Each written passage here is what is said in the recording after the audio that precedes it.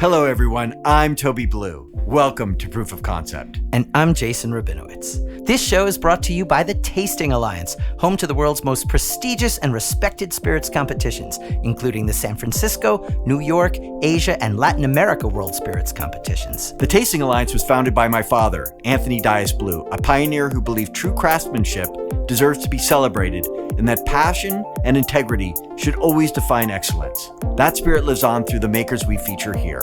In each episode, we share the journeys of visionaries pushing for something extraordinary. Even the word proof, rooted in 16th century tests of a spirit's strength, reminds us that every great idea needs evidence it can work. But at its core, Proof of Concept isn't just about spirits, it's about spirit. Dreaming big, taking risks, and building something meaningful. From grain to glass to gold, actually double gold to be more precise. These are the stories of trials, tribulations, and ultimately triumph. So whether you love whiskey, gin, tequila, or simply the power of perseverance, you're in the right place. This is Proof of Concept. We dedicate this series to my father-in-law and Toby's father, Anthony Dias Blue, whose passion and pursuit of excellence continue to guide and inspire us. Today, we bring you a story rooted in tradition, community, and reverence for the land. Our guest is Judah Kuper, a co-founder of Mezcal Vago, a brand built on deep relationships with the mezcaleros of rural Oaxaca, and the belief that authenticity and transparency should guide every step of the craft. Mezcal Vago is an artisanal mezcal brand reflecting the heartbeat of Oaxaca, the people, the land, and the stories that have shaped mezcal for generations. Originally a Colorado ski bum, we asked him, and it's cool, he said. With little interest in drinking, Judah's life changed when he met his future wife, Valentina, and her father, the late Aquilino Garcia Lopez, an extraordinary mezcalero whose craft, vision, and hospitality sparked Judah's fascination with mezcal culture. What began as sharing small batches in his beachside bar soon grew into a mission to preserve and celebrate the work of traditional mezcaleros. Alongside his co-founder, Dylan Sloan, Judah built Mezcal Vago around transparency, sustainability, and honoring individual producers, helping introduce a global audience to the nuance of agave spirits. Today, he continues to champion heritage practices, responsible scaling, and the don't kill the magic ethos that has made Mezcal Vago one of the most respected names in the category. There's some more of this, so you have to sit there and take it. Mezcal Vago is known for honoring ancestral methods, celebrating biodiversity, and documenting every batch with unmatched detail, from agave species and roast methods to fermentation materials and distillation notes. Mezcal Vago bona fides with the Tasting Alliance are notable, including for Mezcal Vago Elote, double gold in 2021, 2024, and 2025. For Mezcal Vago Ensemble Anbaro, double gold in 2022, 2023, and 2024, a year in which it also was awarded Best of Class for Mezcal and Best in Show for Unaged White Spirit. For Mezcal Vago Espadín de Amigdio Jarquín, double gold in 2019 and 2024. And finally, Mezcal Vago Espadín Joel Barriga, double gold in 2024. Judah's journey is about preserving knowledge passed down through families, safeguarding the techniques and values that define true mezcal.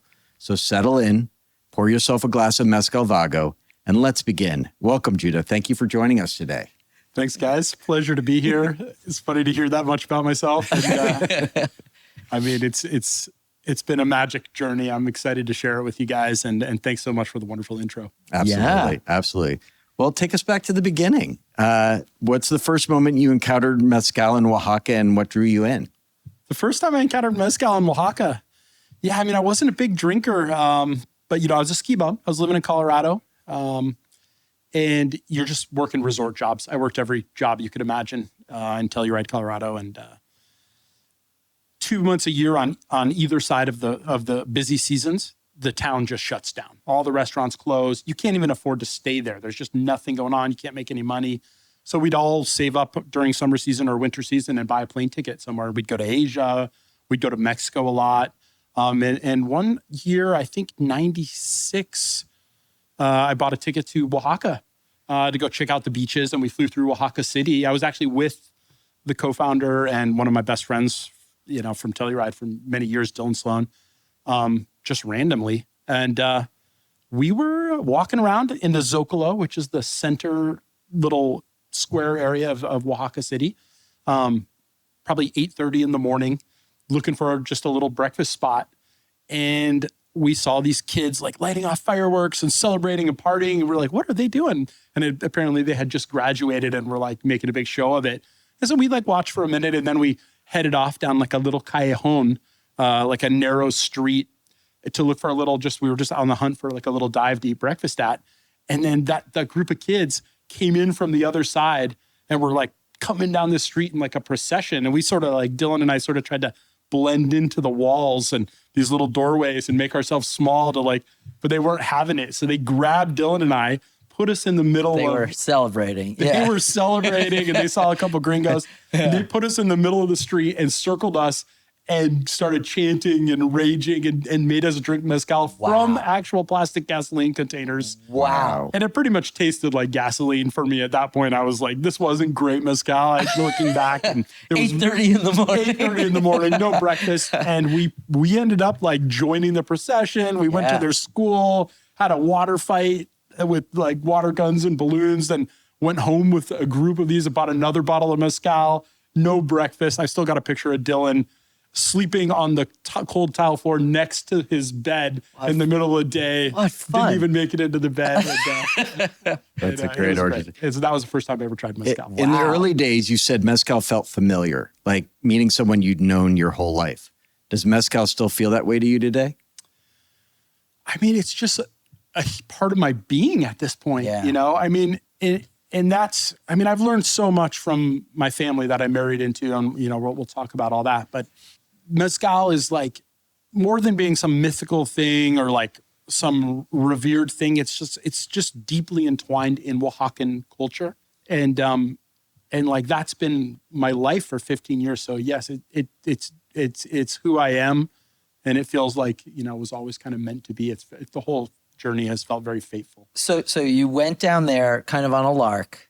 You just, what happened from that moment? How did you meet your wife? Yeah. And then her father, which is the master mezcalero. Yeah. Like, how did it? Yeah. So that was just one random trip to Oaxaca in 96. I was a ski bum for, 15 years. I mean, all I did, more into the athlete side of things, hiking mountains, really not staying up late, not drinking in the bars, just really into snowboarding and mountaineering and loved that. But after a number of years, I was like, I'd like to be a surfer. And so I started kind of, learning to surf a little bit. I took a job in Maui and did like a weird like production, not a magazine job, one of those tourist magazines doing production work, and learned to surf a little bit. Then spent one winter in Mexico in Michoacan, and then started going back and forth to Mexico. And then what I started doing was buying an old Toyota truck and just filling it with surfboards and camping gear, canceling all my bills, no place to live, and just driving south till I ran out of money. And I did that with 5 different trucks. And I drove all the way to Peru. I spent a year and a half, bought a old Toyota in Santa Barbara for $2,500 and drove it all the way to Peru over a year and a half. One oil change, nothing went wrong. Sold it with like a couple hours before I got on the plane. Whoa! And then got back, and was like, luckily with those ski towns like Telluride, I came of age there. I was a kid when I moved there. I was 19. Yeah. And you can just show up there with nothing, and your friends if let you you sleep know on the you're, couch. You got 3 jobs. Yeah. But I was miserable. I was shoveling snow at 10,000 feet. In my surf trunks and holes in my socks. And my friends are like, why don't you buy some new socks? I was like, I never need socks again after this winter. I'm going to Mexico and not coming back. So saved up again, worked 3 jobs, got another Toyota, drove south and drove to my favorite beach on the whole Pacific coast is this amazing island off the coast. There's a lagoon system behind it, a mangrove system behind it. It's about an hour up the coast towards Acapulco from Puerto Escondido. And this is this island that's on a national park called Lagunas de Chacagua. And and it's actually all Afro-Mexicano. They mutilated a slave ship on the narrow part of Mexico called the Isthmus, and then crossed and lived free for 400 years. So it's this really weird, different part of Mexico. And there's a 500-meter, 3-barrel section right-hand point break there. And in the early days, there would be 4 guys out, 5 guys out. Wow. So I just drove straight to Chicago because that was my favorite spot, and I was surfing down there. And as sometimes happens when you're surfing, I got an ear infection and went into the little clinic there. And this is no hotels. This is shacks on the beach. And Mexico has a wonderful program called Servicio Social, whereas a professional teacher, doctor, nurse, you do your residency as a year of volunteer service in a rural community. Wow. So Saturday night, I'm sure you've had an ear infection before. Like you can't sleep, it's so painful. Yeah. 7 a.m. Sunday, I'm banging on this little clinic door. Yeah, and out walks Valentina. And instantly, like, more than like love at first sight, it was like, this is the most familiar person I've ever met in my entire life. I was like, wow. But, she was engaged to be married. Whoa. She just wanted to fix my ear and wanted nothing to do with me. Wow. I didn't speak Spanish very well, and she didn't speak English at all. So it was not easy. Oh my gosh, that's a whole podcast unto itself. Just what happened from there. But Yeah, no, please tell us what happened from there. how did you get her? Well, so my wife is amazing. Valentina is an amazing woman. She's a medical professional? She didn't continue doing that, but she is the first of her family to graduate college. I mean, she grew up in a 1-room dirt floored shack. Wow. Hours and hours on dirt roads across a river. Didn't get electricity into the late 80s over there. Yeah. I mean, it's sustenance farmers that grow corn, beans, squash, and agave, and live off the land. No economy. Wow. No stores. And she walked 3 hours to high school on Monday and would walk 3 hours home on Friday with 50 pesos. 10 pesos was for bringing home supplies for the family, and the other 40 was for her to live on with some family in the little municipality that she would walk to. And she graduated college and became a nurse, which was, from where she came from to where she took that was just that's so formidable. Unbelievable. That's so formidable. But she's a quiet person. She's even-keeled, thoughtful, reserved in the way she shares information and talks. And all I want to do is talk with her. And there was another woman there that was a psychologist doing her Servicio Social who loved to talk. And she was an amazing woman. But like, I was just wanting to talk to Valentina. It was so funny. And like, so I tried to like pretend I was going to teach him English. Any surfer that got hurt, I would take him to the, I would take him to the Good clinic. excuse. Did you wind up with a lot of unexplained injuries? Yeah, I mostly took people in. I was like the facilitator. Yeah. Any excuse. But then the psychologist told me that, no, you're barking up the wrong tree. This woman is engaged to be married. And I mean, I don't know that I've ever had a mood swing that deep. It really affected me. I feel like a crazy person talking about it a little, because it's like, you're like, when you're sure of that, something like that, it's a little like too intense or something. Wow. But I went back to this little shack on the beach where there was a Mexican woman from Mexico City and her boyfriend, Alejandro, who's Argentinian, and they were running like a little restaurant there. And I just started drinking, and I was like, oh man, I'm so sad. And Alejandro's like, give me your phone. And he like sent some messages to Valentina with like fake mistakes in there to make it look like it was a gringo sending it. And like Alejandro rekindled my relationship. I was giving up. I was like in despair. Wow. And was he at your wedding? No, he was not at the wedding. We never got married. We just eloped. So there was no wedding. Otherwise, he would have been. But yeah, no, he rekindled it. But yeah, no, she hadn't been with the guy for a year. She was doing that year volunteer service. I think she was going through the motions a little bit.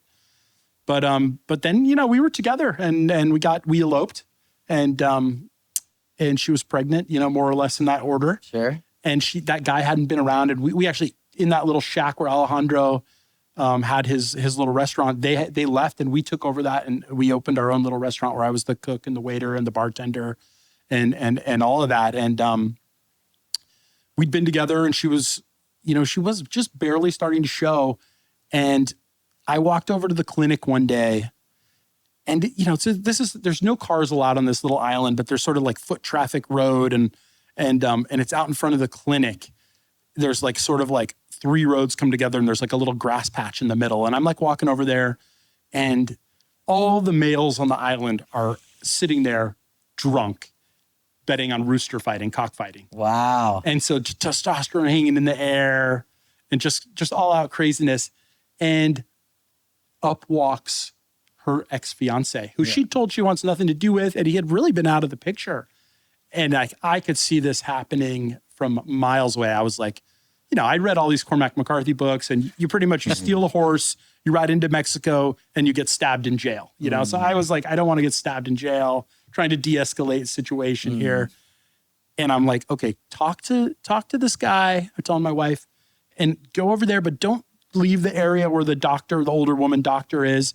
And don't like let him take you anywhere, and don't let him go take you in circles. Just let him have his peace of mind and send him on his way. But he was like, talking her in circles, and then he told her, I don't want to walk by all those guys and your boyfriend. You walk me. And then so he's like made her start walking away. And then I was like, where are you guys going? And then she tried to stop. And then he's like got the his hand on her arm, and I'm like, let go of his arm. And I'm like 100 miles above this going, and like, how do I de-escalate this situation? Pregnant. She's pregnant. He doesn't know that. Oh, yeah. And like all the drunk guys of the whole island are watching this, and the cockfight's over, and they're just like, oh, this something's gonna go down here. And then so I could see he's like wanted to fight me, this guy. This was all the guys to like fight, Yeah. And he was a little guy from the city. And I'm not a fighter at all. Like I generally felt terrible for the guy. I mean, of course he loves my wife. She's an amazing woman. Yeah. And, but I was like, there's too many fish in the sea in my broken Spanish. That's not going over well. And then, so he got a hit on me, took a swing, which I let him hit me. And then I pretty much just took him down to the ground. Yeah. Because I could see what was going to happen. Like, I'm not going to hit this guy. I feel terrible for him, but I'm like, got him pinned down. Yeah. But then all the islanders are so mad that I'm not kicking this guy's ass that they start like coming in to beat him up. So this guy's trying to hit me. I'm trying to like keep the islanders away. Oh my. And I'm like, dude, you are about to, something bad. Like I'm protecting you right now. Oh my. So finally I kind of like diffused it as best I could. They march him to a boat, send him off the island and say, don't ever come back here or that's it. Wow. And he never did. So. Wow. Incredible. So Holy tell us about meeting your eventual father-in-law for the first time and how it became the foundation for the brand. You've said that Acalino was 2 steps ahead of you, that he knew about this brand before you even did. And so tell us about that story. Yeah, I just had to go ask for my wife's hand in marriage after we were married and she was already pregnant. And she told me, she showed me pictures of him and he's got this Hitler mustache and he's got a knife and a machete. And she's like, and he's got guns and he's this horrible, mean guy. I don't know why she was like enjoying it or something looking back. I don't know what. She did not be like, oh, he's a kind guy who's going to support us. No, none of that. It was like, this could go either way. Like you could not be alive after we go meet him. It was basically what Valentina's saying. Holy cow. So we pack up the truck and we drove I really have it. I had my old truck at that point before I sold it this was before Vago, of course, or anything. And we drove up there and you're driving hour and a half on highway, hour and a half on dirt roads. Wow. Got to cross a river, in the car. In the truck. Yeah, in the truck. And you get up there and just you're so far out there. And I sit down and this guy, he's so aware. Guy. One of the most aware people I've ever met, any country, US, anywhere in the world. Incredible man, huge presence. And he's first thing he does is he pours me a mezcal. Of course, he's like, sit down. He could see that he knew exactly what was happening. He was like, well, he made the journey. He must be serious. He's like, I'm going to have fun with this. More is what he was thinking. So he pours me a mezcal. Of course, he pours me puntas. I don't know if you guys know what puntas are, but they're the first drops that come off of a still. And those are, of course, the highest proof. Oh, boy. Yeah. So we're talking, 75%, 150 proof, 75% ABV. How? And like, have a sip of that. There goes the last of my manhood, you know? Yeah. And like very Oaxaca and very Mexico. Like, I don't know if you've noticed this, but like bad lighting and like lots of sounds and crazy stuff going on. Yeah. For some reason, there was a TV going. Sure. A TV going loud out here. And I knew just enough to understand what was happening. It was a telenovela. And the name of the telenovela was Mi Dueña Valentina, which is like my pain or my dream. My like owner, my like your like wife, your old lady, you know, Mi Dueña, like the boss lady, Valentina. And it was my wife's name. And it was all about a wedding. And I'm like hearing this like going off in the background. And it's like a novel. Aquilino, we became so instantly just, I mean, more than like great friends, but like obviously father figure to me in a deep way, a respectful way. And, but we became really close. And right from the beginning, he has a very open mind and he's like, look, I'm going to support you guys as adults. And we're here for you guys. And, you know, we believe in you guys. And so, but like literally he was like, okay, you're going back to your little restaurant down on the beach. He's like, let me send you back with some mezcal. Because eventually we're going to send this up north. I mean, it was like literally the first time I met him. He was already making mezcal. He was already like, this kid's going to take my mezcal to the U.S. Wow. Vamos a mandarlo norte. We're going to send it north. Wow. And he's like, so take 50 liters. And he sent me with a 50-liter cask thing, a plastic thing, to take down in the truck and then onto the boat and across to the island. And and so and I brought elote, our most famous like thing we built our brand on. And I brought it down and the surfers loved it, but really like the rich Mexicans who, this was 2010, 2009. This was right when mezcal was the rich, younger people of Mexico City, more affluent people were like really starting to take huge pride in mezcal. And like, we have this ancestral spirit that's that's incomparable in its sense of place and terroir to any other clear spirit in the world. And it's pure Mexico. Nobody knows about it. And there was these beautiful mezcal bars opening up. They're like, dude, your mezcal we've never had anything like this with corn in it. And it's so stylistic. And I didn't know anything about it. So it was a family recipe, the elote. He invented this 40 years ago, 50 years ago. And so those rich Mexicans were like, you got to do something with this. Huh. Incredible. When did you realize that this wasn't just a passion project, but something the world needed? Well, I mean, dude, nothing, I think, brings success like necessity. Yeah. Like sometimes, can we swear? Yes. Sometimes shit's got to work, you know? Yeah. We were hustling. I was hustling my ass off. I mean, I literally, when I met my wife, you know, I was living in my truck. I got a pregnant wife. No job. I'm living in a truck in Mexico. You know, we asked the village elders because I'd been going to that island for years and my wife had been the sole medical professional for a year there. And we said, you know, could we rent one of these little shacks and open a restaurant while my daughter's going to be born? And can we, you know, we make enough money to like have her born in Puerto Escondido and, you know, and they let us do that. And we were hustling. Like I was the waiter, the bartender, the cook, like I said, and it was so much work. And then, but at some point we were like, we needed a change and we thought like, what are we going to do? We you know, we had a couple tough times. I don't know if I really want to get into it, but like Mexico is an intense and dangerous place. And the contrast between poverty and wealth is so intense. And you have to be so respectful to the villagers. And like pretty quickly, like, not that I'm an amazing cook or anything. A couple guys from San Francisco actually helped me, amazing guys with my little restaurant, like with some recipes and stuff. But like just the fact of our customer service and like having more vegetables and salad, like we had the best business on the beach, which I never wanted that. Yeah. Like while my daughter's getting born, sure, that's great. But so we thought like, what could we do? And we had some friends in Costa Rica. So we thought like, okay, maybe we could open a Oaxacan or Mexican restaurant in Costa Rica. And so we took the bus to Costa Rica, 52 hours. Whoa. Yeah. With our little daughter, with our little baby. Wow. And you can travel with a baby because they're still breastfeeding. And we went down there, but you know, it was like you couldn't get ingredients. And, you know, I love Costa Rica to death, but it can be a little like, feels like you're in Florida sometimes and things are in dollars and expensive. And so that didn't work. And Dylan, my co-founder buddy, who we were cohorts for many years doing all kinds of stuff and Telluride, you know, he came down and was like, should we do that? Because he kind of partnered up in my little shack in Chicago, like lent me some money to open that. And we decided, no, we don't want to do that, but like, let's give this mezcal a try. And so we came up with it. What year was that? This was end of 2010, start of 2011. So we were like, okay, let's do it. And I went back to Oaxaca City, and that's 3 hours from our family farm and Palenque.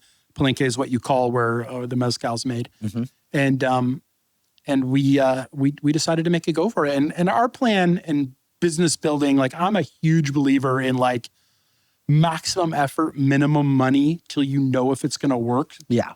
And so we started Vago on $14,000, $7,000 each. Dylan had to lend me my $7,000. What a good buddy. Good buddy. I mean, I was hustling my butt off. Sure. And but so in 9 months from concept, all the writing, all the branding, built a website. Wow. Started a company in the U.S. to import. Started a company in Mexico to export. Jumped through all the hoops to certify the mezcal and the Palenque with the denomination of origin of mezcal that they have down there in the regulatory board. And we basically bottled up a pallet, all for $14,000 in 9 months. And this was me. I had to sell the car. I was riding around on a bicycle, taking the bus up to the Palenque. I mean, it was straight hustling on the deepest level. So much grit, dude. Yeah, just built a little bottling thing in the garage. Wow. And then so we were like, could we do this? And, at this point, there was only 7 mezcal brands in the U.S., if you could believe it. I mean, there's over 500 today. Yeah. And, but guys, we're still like, oh, you're too late. Like mezcal, it's saturated. You can't listen to these people, but it's scary. And they're like, if you're going to get in the liquor industry, it's NASCAR tickets and hand jobs and strip clubs. And I'm like, what are you talking about? I don't know what you're talking about. Like, that does not sound like what that is not who I am. And, but we actually like went to try and sell it, and we just were knocking on doors. Dylan in Colorado, he was a waiter. Was your family still back in Oaxaca? In the Oaxaca City. Yeah. Me and my wife and daughter live in Oaxaca City, and Dylan was up in Colorado as just being a waiter at this fancy French restaurant. He was just a waiter always at that point. And he started knocking on distributor doors in Colorado. And we knew we were going to import over the ground through Texas. And I had like a buddy in Austin. And I was like, well, I'll just go stay with my buddy and see if I can like knock on a couple distributor doors. And I could go, let me know how deep you want me to go into all this, but there's some crazy stuff. But I ended up finding an amazing gentleman who talked me into doing things the right way. And we had opportunities to like just make a bunch of money early. Like we had a guy that really loved it and wanted to just like give us money, but it wouldn't have been the right way to build a brand. Yeah. And instead of doing that, I met a guy, John Garrett, just an incredible gentleman who was the spirits specialist at a little wine distribution company. And wine distribution companies in those days were the ones that could tell a story. They knew how to talk about terroir, different producers, how to really tell a story. Whereas like if you get into one of the big houses too early, it's really hard and you get lost in there. And he convinced us to do things the right way. And first time I called him, he was like, I want nothing to do with it. Like mezcal saturated, but he saw the website. And I put together a really nice website and really good packaging. And he looked actually and called me back. And then through his little network of awesome boutique distributors across the country, we got started. Wow. Yeah. Incredible. Mezcal Vago is known for radical transparency. Why was that a non-negotiable from the beginning? I think the deep respect I had for the mezcaleros. I mean, God, I so lucky to know people from rural Mexico, from places that you would never, ever travel to. And life gets really different when you get away from the city, away from the tourist areas, and away from the highway, really. I mean, because it's just not about money. It's about family and culture. And these people are so pure. They're such wonderful people. They're ancestral indigenous Zapotec families and different families just that have been living off the land with animals and corn beans and agave and squash for thousands of years. And, we just thought about like, there's these 7 brands out there.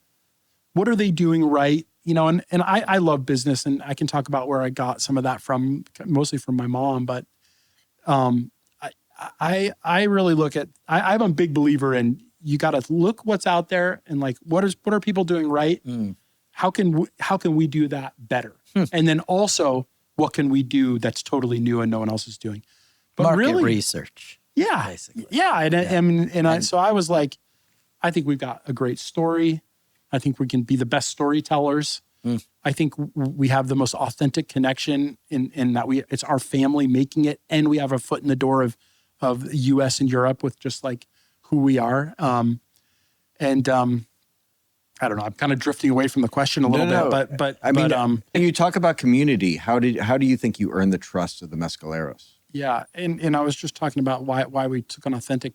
I just had to be authentic to represent the way that those people live their lives. And well, the fact that you feature them on the bottle individually that's radical in a sense. You know, you're talking about these particular mezcaleros. They made this. This is how they made it. And this is who did it. Yeah, and it's nothing. That really is nothing we invented. I mean, if you went, like I was talking about, there was just 2 mezcal bars. There's hundreds now in Oaxaca City. There's just 2 mezcal bars of note in Oaxaca in those days, and a couple in Mexico City. But when you walk in there, every bottle has all that information. Right. How it's made, what type of still, what type of fermentation, what type of plants. Because there's so much variation throughout what mezcal is. It's like wild yeast.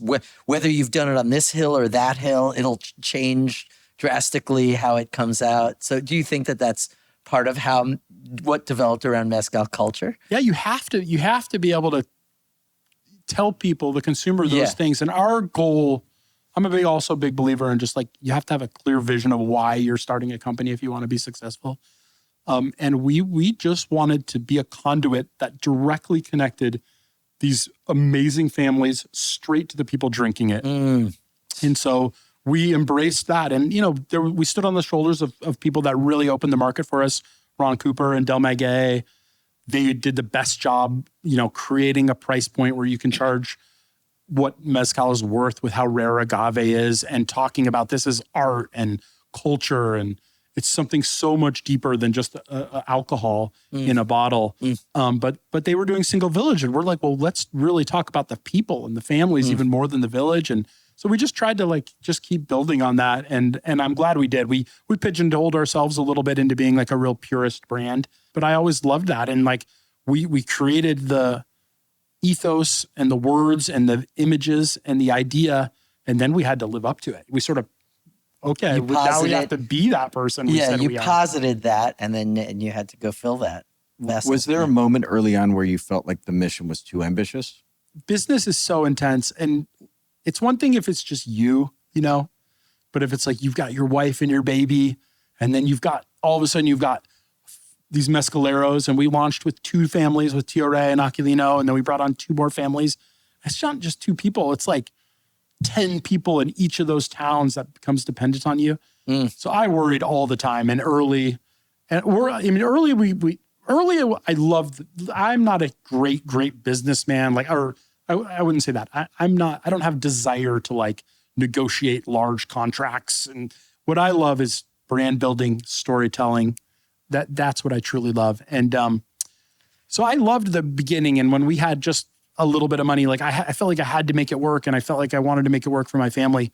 But the bigger and more successful we got, the more I worried about it, that just one little thing could go wrong. So, do you ever see Strange Brew, the movie? The Canadian movie, right? Yeah, the Labatt's or whatever. Yeah. And then some guy puts a mouse in the beer bottle, and he's like, "There's a mouse in the beer bottle," and then it'll take down the company. Totally. I'm just that's a joke, sort of. But I mean, I always felt like, man, we're just one. People are like, one cockroach away from death. Just death. Oh God! And it's true, though. It's true. Life is a very narrow bridge. What was the moment you stopped feeling that fear and realized Vago was built to last? I mean, that never happened. Yeah. Okay. That's the right answer. It's a way of life. No, I worry always. I've always worried. And, if you're not growing, you're dying. And, has there been a moment where you pick your head up and you're like, oh my God, look at the size of this. Yeah. And where you pinched yourself? What was the first pinch me moment? I mean, we were so lucky. I mean, our timing was so good, and we did a great job storytelling. We had great mezcal, obviously, but it became a thing pretty quickly. I mean, we sold every drop we could produce for so many years, And we just kept growing at really astronomical rate for how small we started anyway. But yeah, like, I mean, we got featured in the New York Times and the Wall Street Journal, like, Wow. I mean, way back in the day with like, I remember the Wall Street Journal, there was like a whole full page photo of elote in there. This would have been like 2013 or something like that. Did you have like a PR department in Vago, or is it, how many people are working at Vago at that point? Nobody. I did have a buddy who, Ian Stonington, if you're listening, he was a marketing guy for something in Austin. He was one of the guys that I would go say was like my best friend from childhood. But his big company was hiring a PR company. And this was probably 2014, 2013. And he told them, he's like, I'll only hire you if you take my buddy's brand on for free for 6 months. Wow. So we did. I think that actually probably came from that. Wow. That's incredible. So Great. let's couldn't talk. afford that. Let's talk a little bit about the maestros. Mezcal Vago credits each batch to the maestro. Why is the personal identity so crucial to the brand? Like, I love mezcal. I like drinking mezcal. It's very tasty. It's my favorite. But when I look at a bottle of our mezcal, it's like, it's people. It's not the spirit. Like, I mean, I'm just representing these guys, you know, there's so much generational knowledge in every bottle. The agave, I mean, the wild agaves, the rare agaves, even just like Espadín, the genetic mother of Tequilana Blue Weber, like the most cultivated one that's going to be in the lowest price mezcal. I mean, you're talking like really on average, you're paying 100 of those. You're talking like 10 years till you harvest like, you know, like the half of them. You go up there and, you know, those early days and, you know, it gets a little hot and all your fermentation vats finish at once and you're distilling through the night. I mean, I was up there distilling with Aquilino all night. Yeah. He's run ragged, hasn't slept in 3 days. Wow. You know, you're out there chopping firewood off the hillsides, which is probably the hardest part. Just getting like wood is probably the hardest part of all Right. mezcal production. It's high desert. Scorpions and snakes and heat and mountainsides. And it's just so much work and so much time that there's just no way to be except for really talking about the people and their hard work that goes into it. There you go. It's because you did it and you have a respect for it. So, yeah. Don't kill the magic is an internal motto. Can you unpack what the magic means to you and how you protect it as you scale? It's hard. I mean, so if you're, I mean, let's say you put your, you know, we're going to say our foundation is like authenticity, transparency, and sustainability. It's like easy to say those words and like, you know, oh, you talk about small batch and it's like those words now, years later, they're just so overused in marketing and writing. But like, I took that stuff seriously and, you know, it's not a decision you make once. It's like when you're running a business, you have to make those decisions every day. Yeah. And it's really interesting, I think, even more than like how I would do business as a white guy in the US, like negotiating contracts or like anything like that, or how we do stuff or, you know, fair trade or anything. I think it's more interesting to think about the mezcaleros. And like these guys have been doing this for thousands of years. And they traditionally grow their corn, beans, agave, and squash. And the root systems all intertwine. The beans crawl up the corn. The squash grows in the foot of that. Then you plant agave along wide rows that gives room for your corn in between. And all of that leftover plant after harvest like falls in and gives nutrients to, and the roots aerate the other plants. And they probably would only make 2 batches of mezcal a year. So like these guys are sustenance farmers. They are the embodiment of sustainability.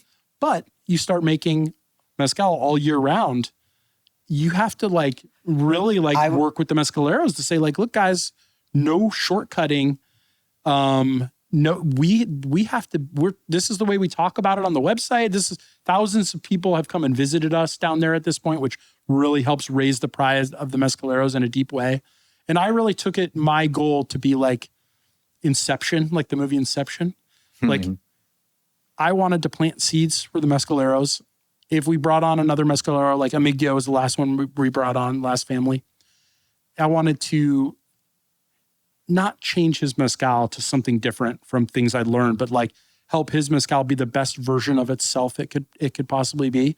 And when it came time to all their generational knowledge and sustainability that they had, I wanted to instill the belief and stuff that they already knew in a way that like, that they took great pride and helped elevate their pride in what they already knew and already did, and like leave it as their idea. So the inception part is like taking what they already know, like doing writing around it, bringing people down and talking about it, and leaving it as their ethos and idea. And I think Vago did a good job of Like that. a steward of that culture. Yeah, and just trying to take my thumbprint personally off it as much as possible. Storytelling is central to mezcal, and you've touched on this a little bit. How do you balance cultural respect with global marketing? I mean, we've never really marketed on a big level, fortunately. We're just so fortunate. I mean, I wrote a business plan, and my business plan was, I found this like 1-page business plan that I thought was a really good idea. I ended up writing a bigger one eventually, but like what I really wanted to do was just talk about why we were in existence, and then how we were going to go about doing what we did. Wait, we say that question one more time, and then we storytelling. Sorry. How do you balance cultural respect with global marketing? Sorry, yeah. And so I wrote a business plan in the early days, and I found this sort of like 1-page business plan, and wanted to talk about why I'm in business and what I'm doing and what my marketing plan is going to be. And like, it's a little naive way to look at this, but and a little like maybe privileged and egotistical but like I felt like, hey, what we're going to do is we're going to take my family's mezcal and we're going to put it in the hands of the best bartenders and chefs in the world, and we're going to have them, with our storytelling and just our liquid and our authenticity and sustainability, all the things, have them fall in love with our family and our story, and then let them become the de facto network that's going to spread the word about Vago. And fortunately, like I said, we came in at the right time. Right. But that really worked. Yeah. Like we did. And like, I swear half of Vago, for the first 10 years was drunk by staff members after hours, like when they close. Yeah. And this is what they loved, the bartenders and the chefs, and inspired them and made them feel better about making their amazing cocktails, making all their incredible amounts of food, and feeling like they could use this spirit that has so much love and knowledge and everything in it. And so we never approached marketing in a way that got disrespectful, or I feel like, I mean, we were telling a real story about real people with real needs. And so I think that's a bit fortunate. I think if you tried to launch a mezcal company now with 500 mezcals out there, you wouldn't be able to do the same thing necessarily. So it was a bit of luck, a bit of great storytelling, and a good plan that actually worked. I hear love and faith. That's what I hear. Really, like love of the family, love of what it was, and faith that the quality of what you were doing was worth amplifying, and it would be amplified by the world. Yeah, I think we've done as good of a job as you can be. And these like, and I don't want to just like, people are listening to this and they're like, well, it's a big brand, and none of these things are easy. Like people want to talk about fair trade pricing, or they want to talk about agave over harvesting or something like this. A lot of people sit here in the US or in Europe, outside of Mexico, or even in Mexico City, richer Mexicans, and they have these deep ideas and they want to protect mezcal for what it is. And they get very black and white about this. And man, I'll tell you what, after being in this game for 15 years, it's a big old gray area. And like, I want to make a business. Like I want to make a business that is successful, that brings generational change financially to the mezcaleros and myself. And I want to have this brand like have longevity and become legendary and be everything it's capable of being unapologetically, while still also trying to do, balance the authenticity and sustainability. And it's a juggle. And it's a juggle on a daily basis. But I don't think you can shy away from what you want to do. And I don't think, and I think if you pretend to, then it's inauthentic. So it's a juggle and it's a gray area. As you said, mezcal has really hit critical mass. What's one misconception about mezcal writ large that still frustrates you?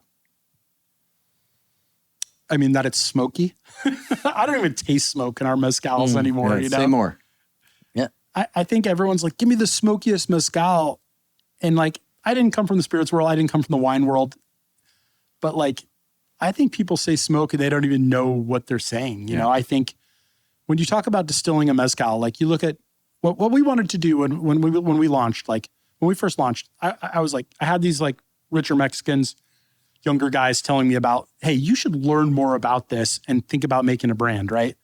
And I was like, okay, like that's what we got to do. And me and Dylan, we'd go on these journeys and we'd get on Google Earth, not Google Maps, and we'd get two famous mezcal towns, and we'd look for dirt roads just on Google Earth that would connect these places. And we were like, we're going to find mezcal from it and palenques and learn as much as we can from as far away from commercial mezcal as we can. And we'd go on 2-day, 14-hour drives, and they were all successful. If you come down to Oaxaca and make it to our tasting area, which is, you got to make an appointment or whatever, but you can come in there, and we still have bottles from 2009, 2010 from these journeys, and just learning everything we could about it. But what I learned was Aquilino, my father-in-law, had an incredibly stylistic mezcal. Very clean, very agave forward. I mean, balanced, but not like a huge back end, almost no smoke, just really clean, ethereal mezcals. And then when you, and like his elote, definitely, and espadín, but then you get into like his Tobalá and his tepastates and those early batches that he would do. Like they are some of the cleanest representations of raw material I've ever tasted in any distilled spirit.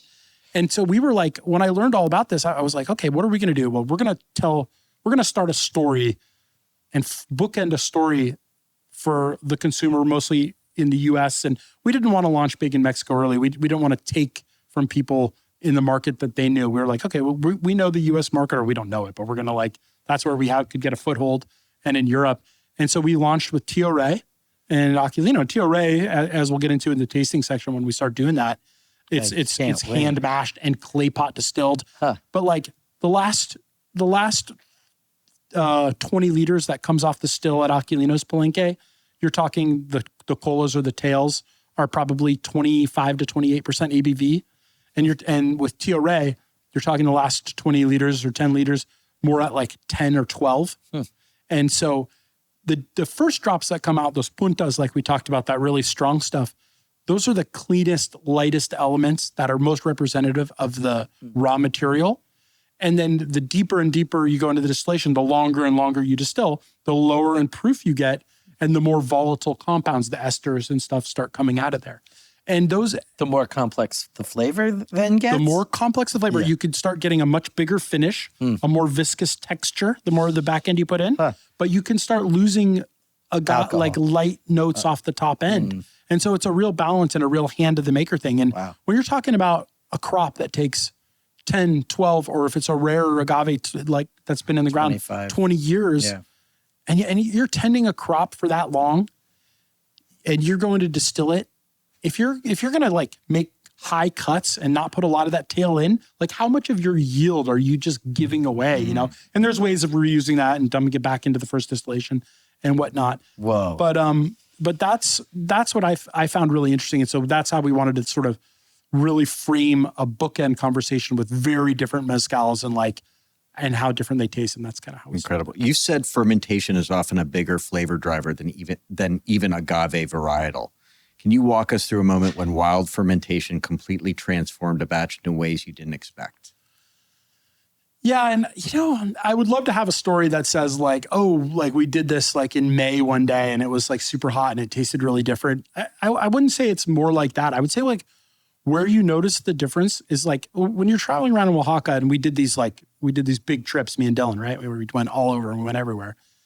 And we really found that, yes, there's regional styles like Mihuatlan, where Amigdio's stuff comes from, and the Ajutla area where they use like copper pot stills with a refrescadora, like a cooling lid unit, really different, really, you can taste it. If you're tuned in and you're tasting a lot of mezcal and you taste something from Mihuatlan, doesn't matter what producer, you can notice it's there. Or the Soquitlan region where Yegolé is, San Carlos Yautepec region where Yegolé is and where Joel Barriga's family is, another 45 minutes, but kind of in the same region. You can taste the style of that region. However, you start going neighbor to neighbor. I mean, you're talking the same still. You're talking a lot of times like literally the same field of agave. Yeah. The same recipes. These guys are doing stuff really similar, but you're getting different fermentations just from the flora and fauna, just from like, and Ron Cooper would talk about this back in the day. He would say, you know, every 100 feet of elevation, you're going to get radically different, like natural yeasts and I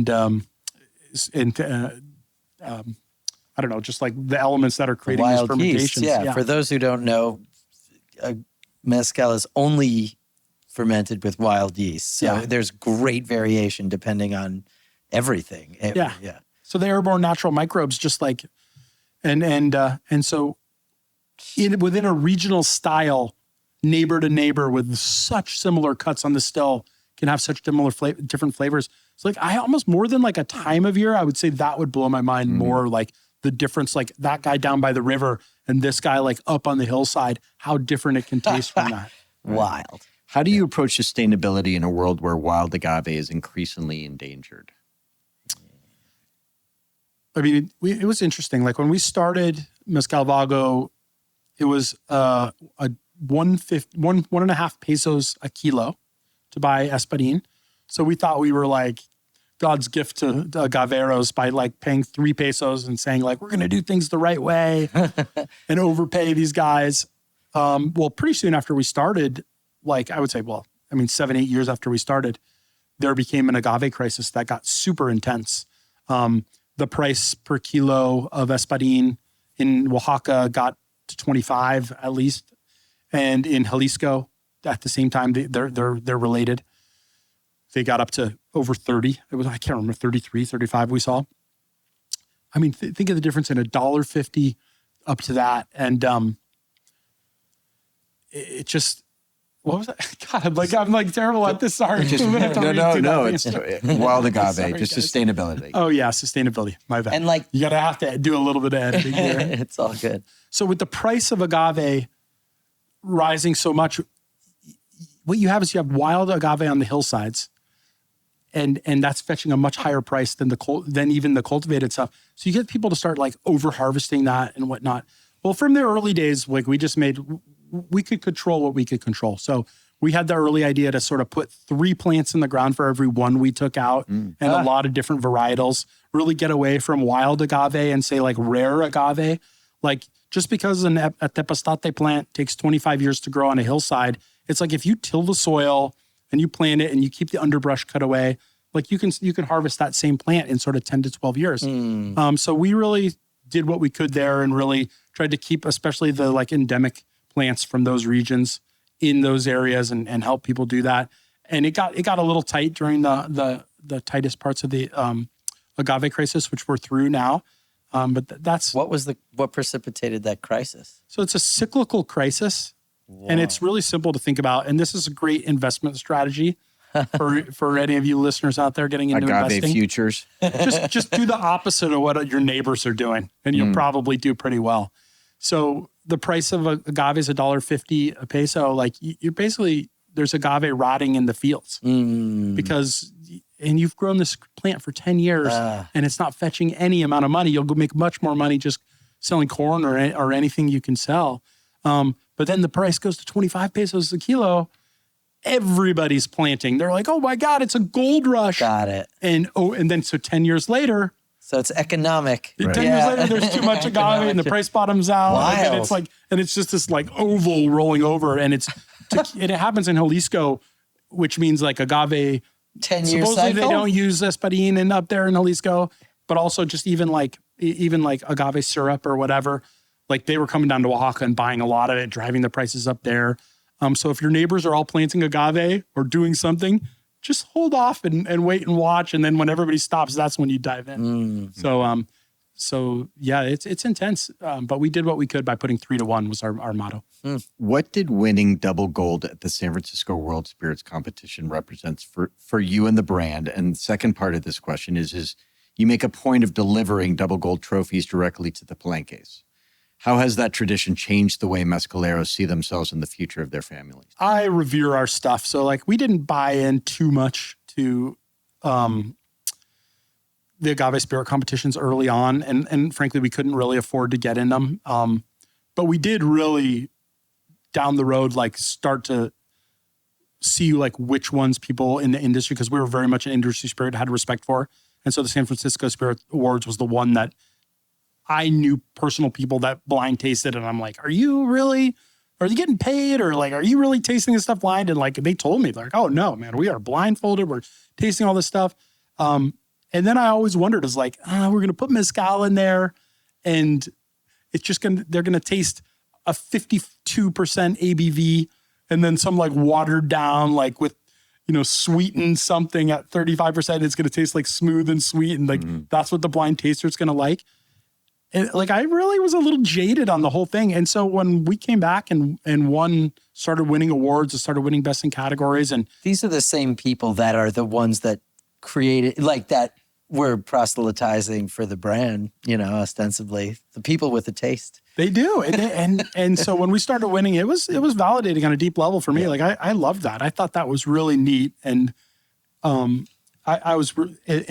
for me, more than for myself, it's a tool. And like I told you guys, like my goal is to like, these are some of the most prideful people in the world. But like when we met each of these families, they were impoverished in a deep level. I mean, there is no extra money. They're not buying a bunch of stuff. They're barely making it. Most of the adult males all have to just go to the US and work for a number of years to get enough, illegally to make enough money just to build a little shack and maybe get a little piece of land you can farm. But like the generational knowledge and the love they have of mezcal, like my whole goal was to make their mezcal be the best version that it could be of their personal style. Like I was saying, and their help them elevate themselves to the level of respect in their societies, in their little cultures, and with like the consumer that they deserve, because these men and women deserve it on a deep level. So to have a tool like an award and framed label with double gold on it, it was an incredibly valuable tool for me to go down there and just plant that seed and help raise the pride of the mezcaleros. Because when you're trying to live up to those ethos of quality, sustainability, transparency, like you have to have enough pride that you're not cutting corners on any given day. And it was a really useful tool to me to help them stay honest with who they are and take pride in who they already were. And it worked really well for that. That's fantastic. Yes. How do you navigate the tension between mezcal's growing global popularity and the need to protect tradition? I don't know. I mean, this is where it's like people want black and white answers on this stuff, and it's just a big old gray area. I want our brand. I would say like what we did was we approached our writing and the way we talk about it, and especially the way we talk about it in the market, because I hand sold a lot of bottles in the beginning and big staff trainings, all this stuff. I still do it on, every month I'm out there doing stuff.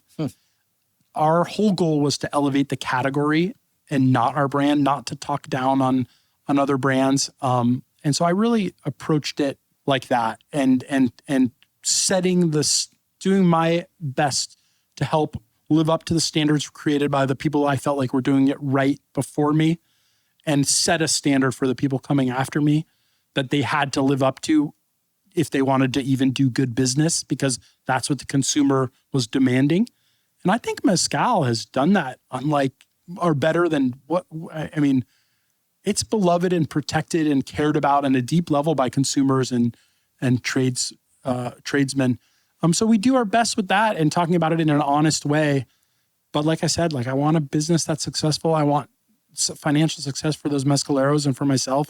And so it's a juggling act, and we do the best we can and try and live up to the standards. I'll never forget when Amanda, the president of the Tasting Alliance, went down to Mexico and sent me a video of a palenque. And I was like, it was like a donkey walking in a circle, crushing the piñas, and the smoke.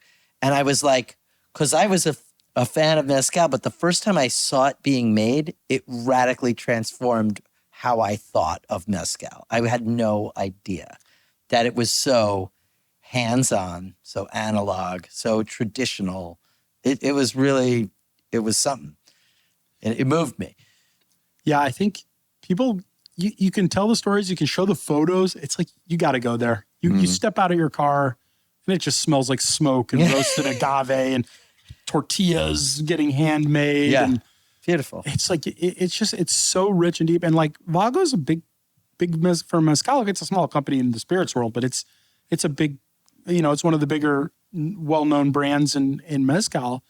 And people start to think, oh, it's made in a giant factory or whatever. And it's like, no, man, you still got to drive 3 hours, 4-wheel drive across the river, get up there. No, it's a donkey. And it's still just my brothers-in-laws out there making it with a couple guys helping them. Amazing. And a couple animals. Yeah. So cool, man. Where do you see Mezcal Vago in 5 years? I mean, I would like to just have it keep growing I would like it to be more ubiquitous. I would like it to filter down deeper into more Mexican restaurants where it's not just in high-end stuff, high-end places. I think mezcal it's so expensive. It gets pegged into those places a little bit. I think we've always done a pretty good job with our price point to try and find a balance of like quality and value. But I would like to just have it keep growing, never dying, always growing, and just like more ubiquitous. I'd like to see it in more places. We recently kind of did a very non-Vago thing, and we launched a cocktail-proof mezcal. We really felt like in tasting what was out there was a real hole. And our ethos of like not too much back end of that distillation, where when you're trying to make a spirit for as low price as you can make it, you're going to put a lot of the tails into that. And that's where a lot of those sort of petroleum and Band-Aid flavors and some of the Band-Aid. Yeah, like what I'm talking exactly about. what Like, you mean. Those are those volatile compounds that come out in the end of the distillation that I think when you're mixing a really balanced cocktail, it's always surprising to me what comes out of a flavor of mezcal, what comes out in the cocktail. So I felt like we could take our like sort of proprietary knowledge of like how we do tails and water and bringing stuff down to proof and come out with something that's a little lower proof that can, one, get into cocktails and be a little bit more out into places that don't necessarily have 20 bottles of mezcal in the background, but maybe only have 1 or 2. And also to people that are like, it's just a little strong for me. It's like, fair enough. Mezcal, it'll put some hair on your chest. Not everyone wants a hairy chest, So we launched Manantial. It's our green labeled one, and it's at, I think, 43%. And early on, and like I really tried not to put my thumb on any of this, but like when I met Aquilino and was drinking his mezcal and like learned how it was made, and he was cutting with distilled water. He would take the same water from the fermentations of river water in that one, distill it, and bring, after he didn't want to put any more of the tail into the distillation, put that water in. And like the brands that came before us, like Del Maguey, they were fighting a real uphill battle against, everyone's like mezcal with the worm in it. And I mean, you're talking 36 proof mezcal that are completely watered down and adulterated and just really gross stuff. And so they had a real dogmatic saying like mezcal with water isn't mezcal and they all need to be distilled to proof. But like in driving around Oaxaca, nowhere near any economy or anything, very, very rarely was mezcal distilled all the way to proof. Most people were cutting it with water. And in fact, what they used to do before that was they would mix in first distillation if they didn't want to put any more water in. So I was like, Aquilino, you can't put water into mezcal. It's not mezcal if we do that. And like this out there, like, so he's like, okay, let's make a batch of mezcal together. You can bring it to proof any way you want. And he was so nice. Like he already knew, and very generous. So we broke it into 10 liters and I took, 30% of the heads off, like way too much. Or I just took the middle of this and I like tried to put more of the tails in, and I mixed, 50 different. That's a very generous thing he did. His version tasted the best. You'll be very surprised to figure out. And there's a reason. And those guys know what they're doing. Yeah. But one thing that I learned from a really cool guy, a writer, Wyatt Peabody, who did a lot of the early writing for Mezcal back in the day and would write some of the stories, the press stories that came out about Del Maguey, actually. He told me, he's like, hey, I was telling him about it one day. And he told me, he's like, you know what they do in Armagnac? He's like, they take water, distill it, and then they barrel age the distilled water before they blend it in. Huh. And he's like, it transforms it and it gets that barrel age. And obviously we're not aging in barrels. But so as an experiment with Aquilino, I said, well, why don't we try this Armagnac trick? And this is like 2011. I didn't even know what Armagnac was. I'd never even tried Armagnac. But I was like, this sounds like a cool trick. So someone bring me a bottle of Armagnac. And we started distilling the water, the water, and we took the last 20 liters that are at about 28%, like we said.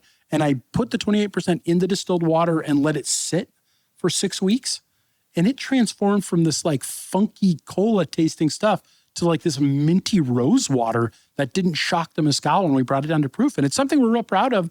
We do that in, Tio Ray distills to proof in his clay pots. All the other ones, we do a little bit of distilled water, and we all do that way. And so we took that knowledge that we had and brought that into El Manantial, the Vago Verde, very cool. The green labeled lower proof one. And that's our vehicle that's going to hopefully get out to the world on a bigger level. Sorry for such a long story. That's great. If you could go back to your early beach bar days, selling your father-in-law's mezcal to curious surfers, what would you tell yourself? I mean, not a thing for fear of spoiling it. Yeah. Buy more Apple stock. I don't know. When you reflect on everything you've built, what makes you most proud? It's just changed these people's lives. I mean, my own, obviously, but these families' lives have changed in such a profound manner. And like, we've got all this immigration stuff going on in the US, and we don't need to get into politics, but like, people come from these other countries here out of necessity, like a deep necessity, and support our economy and what they're doing. And like, it's not prideful. Like Aquilino swam the Rio Grande twice to get over and pick oranges for like 3 pesos. What did he make? He weighed $3. I can't remember what. It was some ridiculously low amount of money. And so he could build a little shack. And my brother-in-law, Temo, who's one of our main distillers, obviously Mateo and Temo are the guys down there distilling our elote and everything out of the Yegole distiller, palenque. He was 7 years a migrant, illegal fruit picker, going back and forth between Michigan and Florida, doing oranges and watermelon. It's not a fun way of life. No one like loves doing that. They do it out of a necessity. And so these little towns, like where my wife is from like Yegole, like it's half the size it was 10 years ago. And it's half the size of that 20 years before. They're just like with basically like when NAFTA happened, like they couldn't farm and like sell corn. Like once like foreign corn and stuff like came in, like it flooded the markets, and it just like, it's really hard to be a sustenance farmer. You can grow your own food, but you're not really making any money.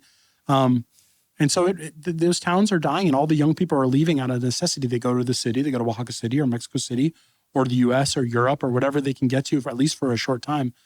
But with Vago, like having the success we had, like Mateo, when I met him, he was 15 and he came down on his spring break and worked in my little bar on the beach. And how much fun was he having, like mixing our terrible cocktails, pina coladas and tequila sunrises and like just ridiculous stuff we were doing on the beach and selling mezcal straight. But Temo had been 7 years illegal in the US. And, one of the most prideful moments of Aquilino's life, who's passed away, we miss him like crazy, been passed away for 5 years now, of his life, was making that phone call and saying, Temo, you got to come back here. You're going to make way more money. And, come back. We need your help. And so, and this is all of these 4 families have stories like this, and it goes on from there. But for my mother-in-law to have her 2 sons in that town, both of them have gotten married, built houses, both have multiple kids. Incredible. For her to have it would never have happened before. So to be a vehicle of that, and Vago to be a vehicle of that, is like, it's enriching on a soulful and deep level for us. Incredible. We are on to the rapid fire section. Okay. What is your go-to Mezcal Vago expression? I mean, elote. It's clean. It's easy. Depends on my mood, but if there's one, yeah. Great. Desert Island. Which maestro is the most surprising experimenter? That's a good question. Rapid fire, huh? Aquilino by far. I mean, he's passed away now, but he invented elote 40 years ago. He would do distillations with peanuts as a botanical, cinnamon, limes, but the corn was what he became famous for. But he does all mango distillate. Whoa. He distilled the seed pod of the mesquite tree and made a distillate out of that. Like no one even comes close to being on an experimental level like Aquilino. Amazing. One word to describe Vago's philosophy. Authenticity. One word to describe its future. Legendary. Dare to dream. Love it. Love it. So we have a tradition, young as we are, where we have the previous spirit leave a question for the next spirit that we interview. So awesome. I have a question for you, which is, if you could wave a magic wand today and wish anything into existence for the spirits category in 2026, what would it be? I would want people to desire quality and over value so that the right products are what people are buying and paying for, so that the right products keep coming into the market. That's a good answer. Great answer. Yeah. And what is the question you'd like to leave for the next spirit? Do I get to know what the spirit is? No. Why is mezcal your favorite spirit if you're making a different spirit? We'll take it. We'll take it. Amazing. Yeah. Judah, what a pleasure talking to you. Like, I mean, I feel like I could talk to you for another 14 hours about this. Thank you so much really for coming. Appreciate it. And I cannot wait to taste this. Yeah. Absolutely my pleasure, guys. I really enjoyed the conversation. It's fun to talk about. It's fun to represent these guys. And it's a blast being here with you guys. I really appreciate it. Awesome. Thanks again, Judah. What an incredible conversation. Judah's story captures what proof of concept is all about. It's a story of lineage, purpose, and the deep roots that connect a community to its craft. Mezcal Vago shows what happens when passion meets purpose. You can create something that not only tastes remarkable, but uplifts entire communities. A huge thank you to Judah for sharing his time and his craft. If you enjoyed this episode, we encourage you to subscribe wherever you listen to podcasts and follow the Tasting Alliance on Instagram for updates on the world's top spirits and the people redefining what it means to create with intention. A special thank you to the Tasting Alliance team, Amanda, Maddie, Chloe, Chelsea, Annabelle, and Amanda H., without whom none of this would be possible. We'll be back with another story of community, resilience, and the deep human connections that bring great spirits to life, because proof of concept goes far beyond the bottle. It's about the spirit of the people who make it. Until then, please drink responsibly. I'm Toby Blue. And I'm Jason Rabinowitz. Thanks for listening. We'll see you next time. Cheers. Before we wrap, one quick note for our listeners. If you enjoyed hearing Judah's story, there's more to come. The full tasting portion of Mezcal Vago, where we break down the nose, palate, and finish, will be dropping right here on the Proof of Concept podcast feed in just 2 weeks. So make sure you're subscribed so you don't miss it. And we'll see you back then for a deeper dive into what's in the glass.